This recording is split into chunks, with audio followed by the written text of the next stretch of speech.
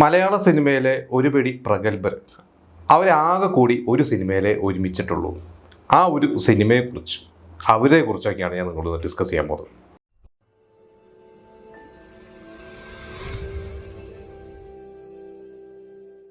ഒരുപാട് മികച്ച സിനിമകൾ നമുക്ക് സമ്മാനിച്ച ഒരു എഴുത്തുകാരനാണ് MT വാസുദേവൻ നായർ. എഴുത്തുകാരൻ മാത്രമല്ല, അദ്ദേഹം സംവിധായകൻ കൂടിയാണ്.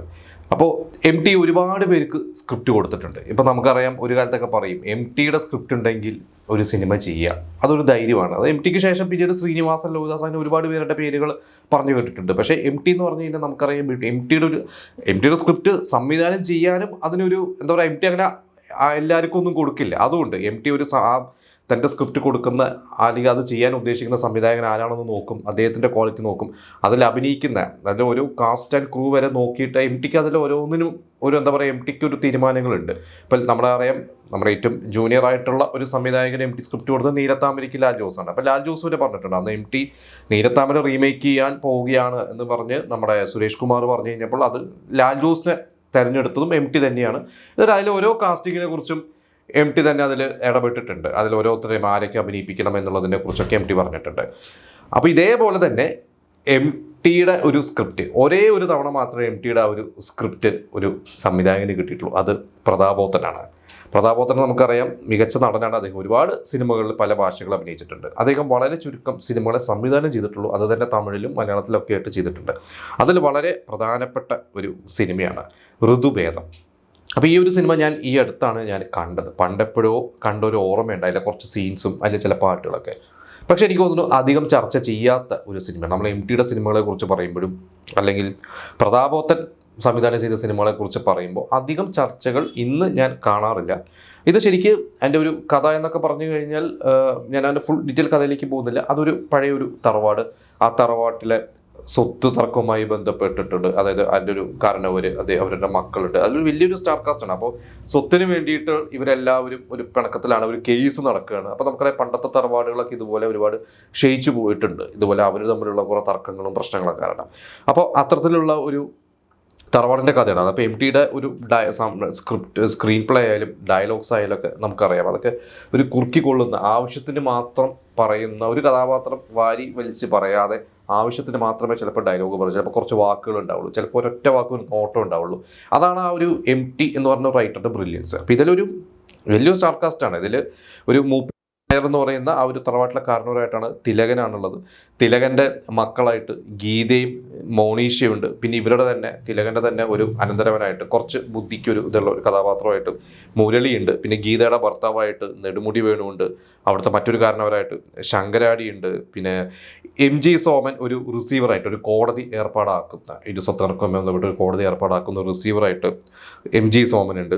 അപ്പോൾ പിന്നെ ഇതിൽ ഈ ഒരു തറവാടുമായി ബന്ധപ്പെട്ട് അവിടെ ചെറുപ്പം മുതലേ അവിടെയുള്ള അല്ലെങ്കിൽ ഇവരുടെയൊക്കെ ഒരു ജോലിക്കാരെയൊക്കെ പോലെ ഉള്ളൊരു കുടുംബം, ആ ഒരു കുടുംബത്തിലെ ഒരു അംഗമാണ് വിനീതിൻ്റെ ഒരു കഥ. വിനീതൊക്കെ വളരെ, എനിക്ക് തോന്നുന്നു നഗശതങ്ങളൊക്കെ കഴിഞ്ഞിട്ട് ചെയ്യുന്ന ആ തുടക്കകാലത്തെ സിനിമയാണ്. വിനീതൊക്കെ വളരെ ചെറുപ്പമാണ്. അപ്പോൾ ഇതിൽ വിനീതിന് ഈ പറഞ്ഞ പോലെ മോണീഷയോട് ഒരു പ്രണയം തോന്നുന്നതും ഇങ്ങനെയൊക്കെ പോകുന്നതൊക്കെയാണ്. പക്ഷേ ഇതിൽ ഞാൻ പറയാത്ത ഒരു പേരും കൂടിയുണ്ട്. അത് ഇതിൽ ഒരു മാഷായിട്ട്, രാജൻ മാഷ് എന്ന് പറയുന്ന ഒരു കഥാപാത്രമായിട്ട് അഭിനയിച്ചത് അത് ബാലചന്ദ്രൻ മേനോനാണ്. കാരണം എനിക്കത് വളരെ സർപ്രൈസിങ് ആയിട്ടുള്ള ഒരു റോളായിരുന്നു. അപ്പോൾ ബാലചന്ദ്രൻ മേനോൻ എന്ന് പറയുമ്പോൾ നമ്മുടെ മനസ്സിലേക്ക് വരുന്ന ഒരുപാട് സിനിമകളുണ്ട്. അദ്ദേഹം അഭിനയിച്ച സിനിമകളിൽ എനിക്കൊന്ന് ഭൂരിഭാഗവും അദ്ദേഹം സംവിധാനം ചെയ്ത സിനിമകൾ തന്നെയാണ്. അത് ബാലചന്ദ്രൻ മേനോൻ എന്ന് പറയുമ്പോൾ അദ്ദേഹത്തിന് എന്നും ഒരു സ്പേസ് ഉണ്ടാവും. അദ്ദേഹത്തിൻ്റെ സിനിമകൾ എന്നും അദ്ദേഹം ഒരു കൊച്ചു സിനിമകൾ ചെയ്യും, ഒരു ഫാമിലി ഓഡിയൻസ് അതിന് കയറും, അത് ഹിറ്റാവും, അങ്ങനെ പോകുന്നതായിരുന്നു. ഇപ്പോൾ പുറത്തുള്ള സംവിധായകർക്കും പുറത്തുള്ള റൈറ്റേഴ്സിനൊക്കെ കുറച്ച് സിനിമകളൊക്കെ അദ്ദേഹം ചെയ്തിട്ടുണ്ട്. അതിലൊരു വളരെ പ്രധാനപ്പെട്ട സിനിമയാണ് ഈ പറയുന്നത് ഋതുഭേദം എന്നുള്ള സിനിമ. അപ്പോൾ എനിക്ക് തോന്നുന്നു ഒരു പക്ഷേ അന്ന് MTയുടെ ഒരു ഫേവറേറ്റ് നടൻ എന്ന് പറയുന്നത് മമ്മൂട്ടി തന്നെയായിരുന്നു. അതിനു മുമ്പ് പഞ്ചാഗ്നി എന്ന് പറയുന്ന ഒരു സിനിമ, അതും ഇതുപോലെ തന്നെ അന്ന് മമ്മൂട്ടിനെ വെച്ചിട്ടാണ് ആ ഒരു ക്യാരക്ടർ ആലോചിച്ചത്. അതായത് അതൊരു നക്സലൈറ്റിൻ്റെ കഥാപാത്രമായിരുന്നു. പിന്നീട് മമ്മൂട്ടിയുടെ ഡേറ്റും കാര്യങ്ങളൊക്കെ കുറച്ച് നീണ്ടുപോയി കഴിഞ്ഞപ്പോഴാണ് അതൊരു ഫീമെയിൽ ഓറിയൻറ്റഡ് സിനിമയാക്കിയിട്ട് MT മാറ്റിയത്. അതിലേക്ക് ഗീത വന്നു. പിന്നെ അതിൽ വേറൊരു റോളിലേക്ക് റഷീദ് എന്ന് പറഞ്ഞ ഒരു പത്രപ്രവർത്തകൻ്റെ ക്യാരക്ടറിലേക്ക് മോഹൻലാലൊക്കെ വന്നത്. അപ്പോൾ അന്ന് മോഹൻലാലും മമ്മൂട്ടിയൊക്കെ തന്നെയാണ്. അപ്പോൾ അവരൊക്കെ തന്നെ ഫസ്റ്റ് സെലക്ഷന്. പിന്നീട് ഇവരുടെയൊക്കെ ഡേറ്റും കാര്യങ്ങളൊക്കെ വരുമ്പോഴാണ് മറ്റ് ഓപ്ഷൻസിലേക്ക് പോകുന്നത്. അങ്ങനെ പോയൊരു ഓപ്ഷനായിരുന്നു ദേവനൊക്കെ, ആരണ്യകത്തിലൊക്കെ. അങ്ങനെയാണ് പിന്നീട് ഇപ്പോൾ ഈ ഒരു സിനിമ എത്തിയപ്പോൾ എനിക്ക് തോന്നുന്നു ചിലപ്പോൾ ബാലേന്ദ്ര മേനോൻ അന്ന് കാസ്റ്റിംഗ് കാരണം ചിലപ്പോൾ മറ്റ് നടന്മാരെ ഒന്നും കിട്ടാതെ ആയിരിക്കാം. പക്ഷേ ബാലേന്ദ്ര മേനോൻ നല്ലൊരു ഫ്രഷ് കാസ്റ്റ് ആയിരുന്നു. കാരണം പിന്നെ ഇതിൽ പറയുകയാണെങ്കിൽ അങ്ങനെ ഒരു ബാലചന്ദ്രൻ നായകനൊന്നും നമുക്ക് പറയാൻ പറ്റില്ല. നായകൻ ശരിക്കും വിനീതാണ്. പിന്നെ ഇതൊരു ഗീതയുടെയൊക്കെ വളരെ ശക്തമായിട്ടുള്ള ഒരു ക്യാരക്ടറാണ്. ഇപ്പോൾ പഞ്ചാഗ്നി എന്ന് പറയുന്ന ഒരു സിനിമയും ഈ ഒരു സിനിമയൊക്കെ എടുത്തു കഴിഞ്ഞാൽ ഇതിലൊരു 2 ഗീതയുടെ ക്യാരക്ടേഴ്സൊക്കെ എനിക്ക് തോന്നുന്നു അതൊക്കെയാണ് ശരിക്കും ഒരു ഫീമെയിൽ ഓറിയൻറ്റഡ് സിനിമകൾ എന്ന് പറയുന്നത്. അപ്പോൾ അതിനെക്കുറിച്ചൊക്കെയാണ് ശരിക്കും ചർച്ചകൾ വരേണ്ടത്. കാരണം ഇന്ന് നമ്മൾ ഫീമെയിൽ ഓറിയൻറ്റഡ് സിനിമകൾ അല്ലെങ്കിൽ ഫീമെയിൽ ഭയങ്കര ശക്തമായിട്ടുള്ള സ്ത്രീ കഥാപാത്രങ്ങൾ, ബോൾഡ് കഥാപാത്രങ്ങൾ എന്നൊക്കെ പറഞ്ഞിട്ട് സ്ത്രീകളെ കാണിക്കുന്നതും അത് വേറൊരു എന്താ പറയുക സ്ത്രീകളുടെ കുറേ ആക്ടിവിറ്റീസൊക്കെ കാണിച്ച് കഴിഞ്ഞാൽ ഇതാണ് ബോൾഡ്നെസ് എന്ന് പറഞ്ഞാൽ അതൊന്നും അല്ല ബോൾഡ്നെസ് എന്നുള്ളതൊക്കെയാണ് എനിക്ക് വ്യക്തിപരമായിട്ട് തോന്നിയിട്ടുള്ളത്. ഈ ഒരു സിനിമകളൊക്കെ എടുക്കണം. ഇതിലെ ഗീതയുടെ ഒരു കഥാപാത്രമുണ്ട്, അതിൽ ഗീതയ്ക്കൊരു ഹസ്ബൻഡ് ഉണ്ട്, ഈ പറഞ്ഞ നെടുമുടി വേണുവാണ്. അതിൽ നെടുമുടി വേണു ഒരു കുറച്ചൊരു കള്ള കുടിച്ച് നടക്കുന്ന ഒരു ക്യാരക്ടറാണ്. ഇവരല്ലാത്ത രസത്തിലല്ല. ഇപ്പുറത്ത് ഈ പറഞ്ഞ പോലെ മാഷായിട്ട് വരുന്ന ഒരു കഥാപാത്രമാണ് ബാലചന്ദ്രൻ. ബാലചന്ദ്രൻ മേനോനുമായിട്ട് ഒരു സൗഹൃദം ഉണ്ടാവുന്നത് പിന്നീട് ഒരു കഥ മുന്നോട്ട് പോകുമ്പോൾ ഇത് ഇപ്പുറത്ത് ഭർത്താവുണ്ട്, ഇപ്പുറത്ത് ഈ ഒരു സുഹൃത്തുണ്ട്. ഏത് രീതിയിൽ കഥ മുന്നോട്ട് പോകും, ഗീതയുടെ ഒരു ക്യാരക്ടറിൻ്റെ പോക്ക് എങ്ങോട്ടാണെന്നൊക്കെ നമുക്ക് തോന്നും. പക്ഷെ അതൊക്കെ വളരെ എന്താ പറയുക വളരെ ഒരു ബോൾഡായിട്ട് അല്ലെങ്കിൽ വേറൊരു തരത്തിലൊക്കെയാണ് MT എഴുതി അത് കൊണ്ട് എത്തിച്ചിരിക്കുന്നത്. അതൊക്കെ നമ്മൾ എന്താ പറയുക എനിക്കൊക്കെ അത് വളരെയധികം ഇഷ്ടപ്പെട്ട ഒരു ക്യാരക്ടേഴ്സാണ്. അതൊക്കെ MTയുടെ റൈറ്റിംഗ് തന്നെയാണ്.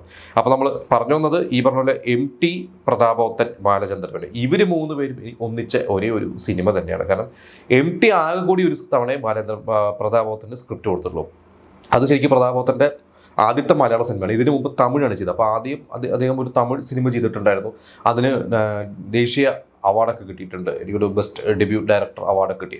അപ്പോൾ MTക്ക് ആ ഒരു ഇഷ്ടപ്പെട്ടു, അതായത് ഇങ്ങനെ അവാർഡ് കിട്ടി. ആ ഒരു സിനിമയും MTക്ക് ഇഷ്ടപ്പെട്ടിട്ടാണ് പ്രതാപോത്തനെ പോകുന്നത്. അതിനുശേഷം പ്രതാപോത്തൻ നമുക്കറിയാം മലയാളത്തിലെ 1-2 സിനിമകളൊക്കെ, യാത്രാമൊഴി വരെയൊക്കെ വളരെ കുറച്ച് സിനിമകളൊക്കെ അദ്ദേഹം പിന്നെ ചെയ്തിട്ടുള്ളൂ. പിന്നെ അദ്ദേഹം അഭിനയത്തിന് പിന്നീട് ഭയങ്കര ഒരു ബ്രേക്ക് എടുത്തു. ഒരു 87 ശേഷം പിന്നെ 2005 ആണ് ഒരു തന്മാത്ര എന്ന സിനിമയിലൂടെ മലയാളത്തിൽ വരുന്നത്. അതിനുശേഷം തമിഴിലും തെലുങ്കിലൊക്കെ ഇടയ്ക്ക് അഭിനയിച്ചിട്ടുണ്ട്. 90s കുറച്ച് സിനിമകളൊക്കെ അഭിനയിച്ചിട്ടൊക്കെ ഉണ്ട്. പക്ഷെ മലയാളത്തിൽ വരുന്നത് തന്മാത്രയിലൂടെയാണ്. അപ്പോൾ എന്തായാലും ഈ ഒരു സിനിമയെക്കുറിച്ച് മറ്റൊരു കാര്യം പറയുന്നത്, ഈ വർഷങ്ങൾക്ക് ശേഷം കുറച്ച് കാലം മുമ്പ് എനിക്ക് 2018 20 എന്തോ തോന്നുന്നു, അവിടെ അമേരിക്കയിൽ അവരുടെ മലയാളി അസോസിയേഷൻ അവർ ഈ ഒരു MTയുടെ ഈ ഒരു സ്ക്രിപ്റ്റ് അവിടെ ഒരു നാടകമായിട്ടും അവതരിപ്പിച്ചിട്ടുണ്ട്. അപ്പോൾ എല്ലാം കൊണ്ടും MTയുടെ മികച്ച സ്ക്രിപ്റ്റുകൾ എടുത്തു കഴിഞ്ഞാൽ പറയേണ്ട ഒരു തന്നെയാണ് ഇവരുടെ എല്ലാവരും പെർഫോമൻസ്. വിനീത് ആയിക്കോട്ടെ, എൻ്റെ ക്ലൈമാക്സ് ഒക്കെ ഭയങ്കര ഞെട്ടിക്കുന്ന ഒരു ക്ലൈമാക്സ് ആണ്. എനിക്കൊന്ന് തിയേറ്ററിൽ അതൊക്കെ വൻ വിജയമൊന്നും അല്ലായിരുന്നു. കാരണം അത് ഞാൻ ആ ഒരു സസ്പെൻസ് പറഞ്ഞാൽ അത് ഇത് പോകും. കാരണം അതിൻ്റെ ഒരു ക്ലൈമാക്സ് ഭയങ്കര ഹെവി ആയിട്ടുള്ള ഒരു അങ്ങനത്തെ ഒരു ടോപ്പിക്കുമാണ് അവസാനമൊക്കെ കൊണ്ട് എത്തിക്കുന്നത്. അപ്പോൾ അതൊക്കെ നിങ്ങൾ എന്തായാലും കണ്ടിട്ടില്ലെങ്കിൽ എല്ലാവരും കാണുക. കണ്ടവർ അന്ന് തിയേറ്റർ കണ്ടുകൊണ്ടുണ്ടെങ്കിൽ നിങ്ങളുടെ അന്നത്തെ എക്സ്പീരിയൻസ് ഇതിൻ്റെ അന്നത്തെ ഒരു ബോക്സ് ഓഫീസ് സ്റ്റാറ്റസ് ഈ പറഞ്ഞ പോലെ ഈ കാസ്റ്റിങ്ങിലെ ഒരു ഫ്രഷ്നെസ് ഒക്കെ അന്ന് എങ്ങനെയെന്ന് നിങ്ങൾ എക്സ്പീരിയൻസ് ചെയ്തെന്നുള്ളത് നമുക്ക് പറയാം. ഇനി അതല്ലാതെ കണ്ടവർ യൂട്യൂബിലൊക്കെ കണ്ടവർ നിങ്ങളുടെ കമൻറ്റുകൾ എന്താ നിങ്ങളുടെ ഒരു ഒപ്പീനിയൻ നമുക്ക് കമൻറ്റ് ചെയ്യാം.